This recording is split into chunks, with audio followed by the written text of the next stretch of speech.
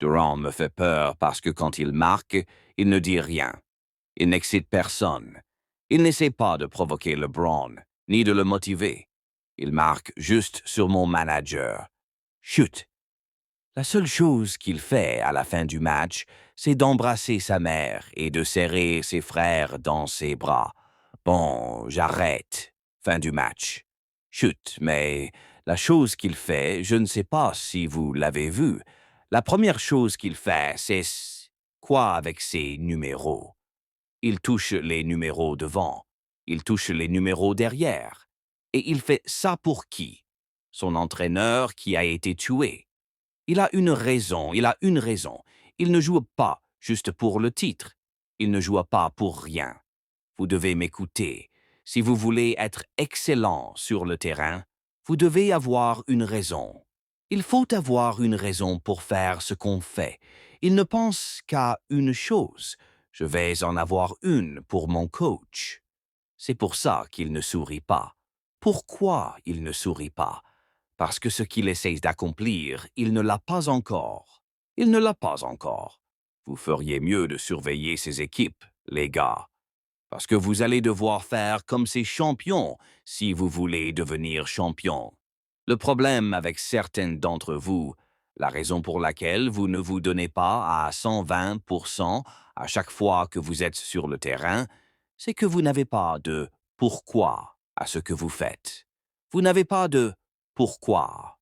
Alors, comme la vie est courte, vous n'avez pas le temps de ne pas concrétiser vos rêves et vos objectifs chaque jour, car vous ne savez pas combien de temps il vous reste.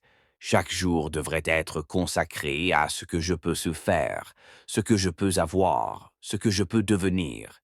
Et tu dois passer du temps avec d'autres gens. On est sur la même trajectoire que toi. Tout ce à quoi tu peux penser, si tu peux réellement y penser, cela signifie que tu peux le faire. Il n'y a pas de rêve trop grand. Il n'y a rien que tu puisses imaginer dans ta tête que tu ne puisses faire. Écoute-moi bien. Tout le monde veut gagner. Tout le monde veut faire partie de l'équipe gagnante. Tout le monde veut gagner, mais tout le monde ne veut pas travailler.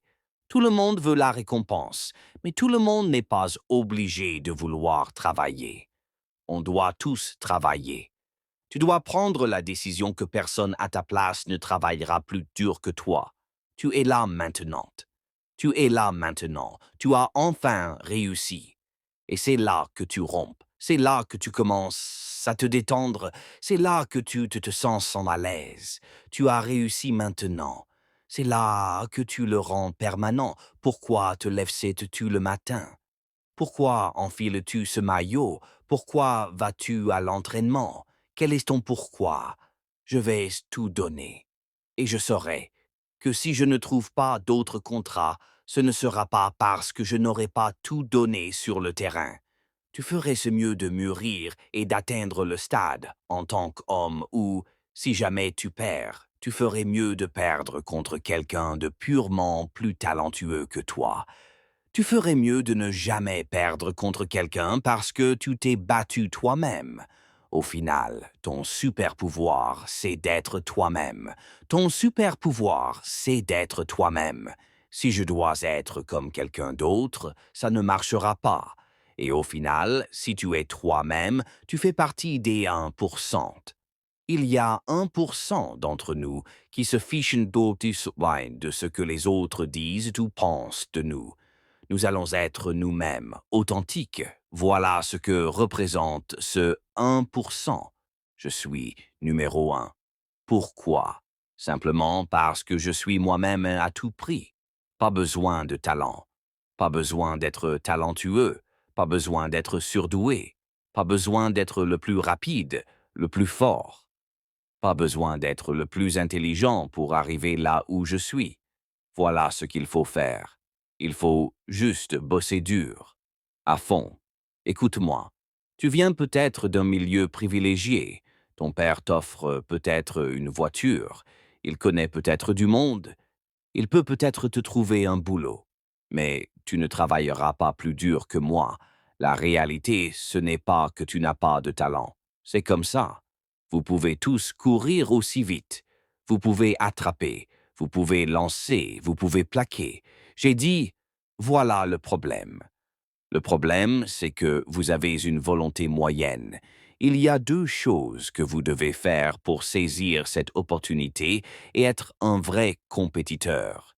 Il vous faut un talent phénoménal et une volonté phénoménale. Il vous faut les deux.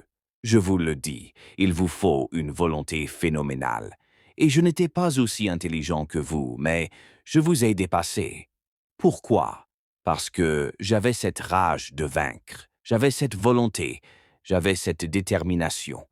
Je me fiche de ne pas savoir lire ni écrire. J'ai même redoublé 2 fois en anglais à la fac. J'ai quand même obtenu ma licence.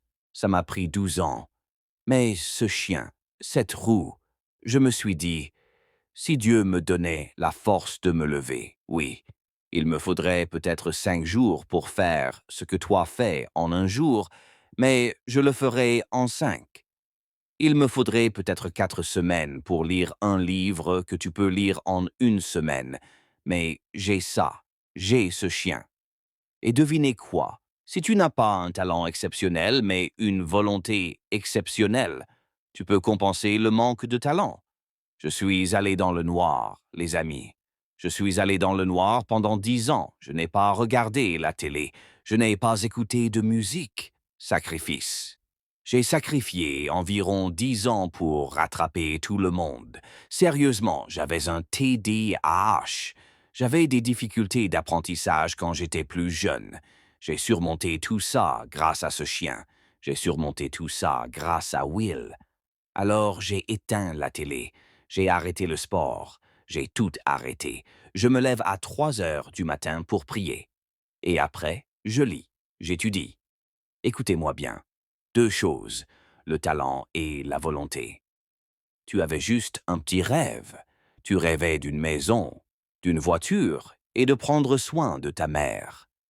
Tout ça, c'est fini. Alors, qu'est-ce que tu prévois? Pourquoi tu joues? Tu ne joues ça pas et pour rien. C'est pour ça qu'ils te battent. La discipline, c'est faire ce qu'on a dit qu'on allait faire, même si on n'en a pas envie au départ. Voilà, c'est tout.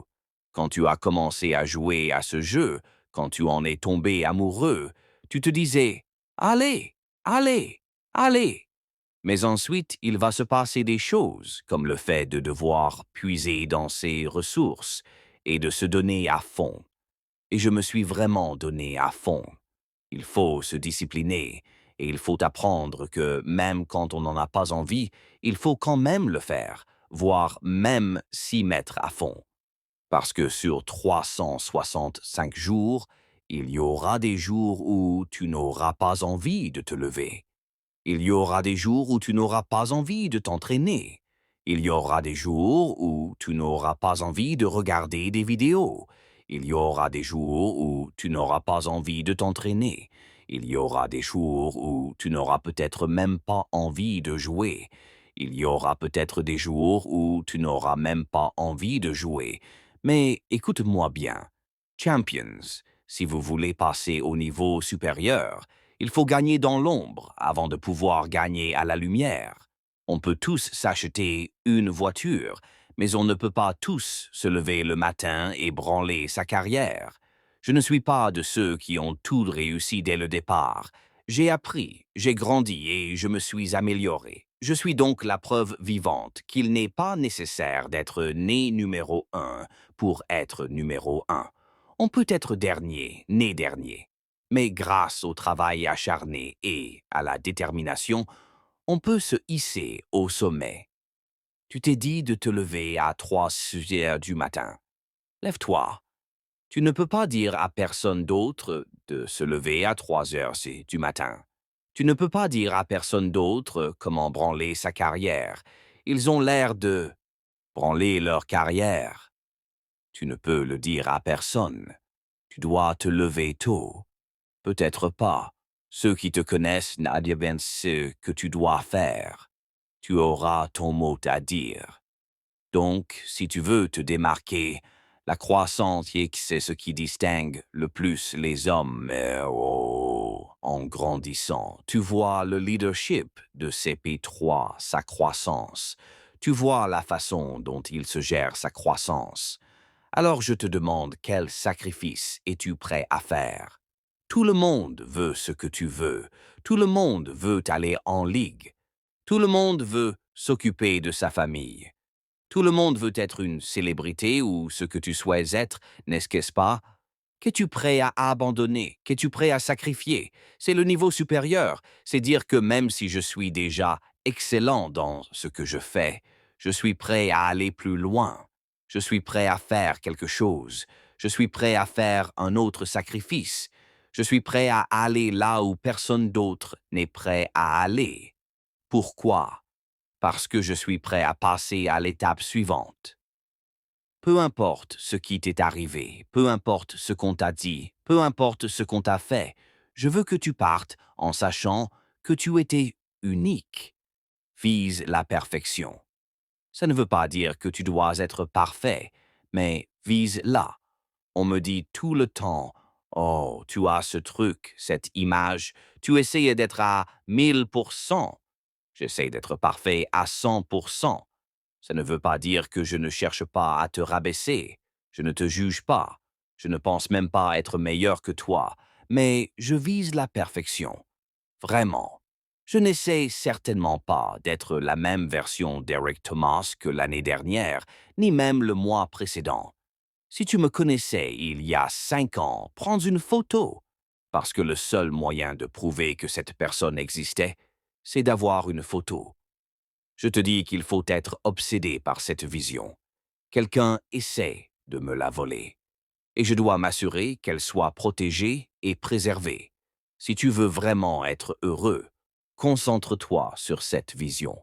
Tu crois qu'une voiture va te rendre heureux? Je te promets que non.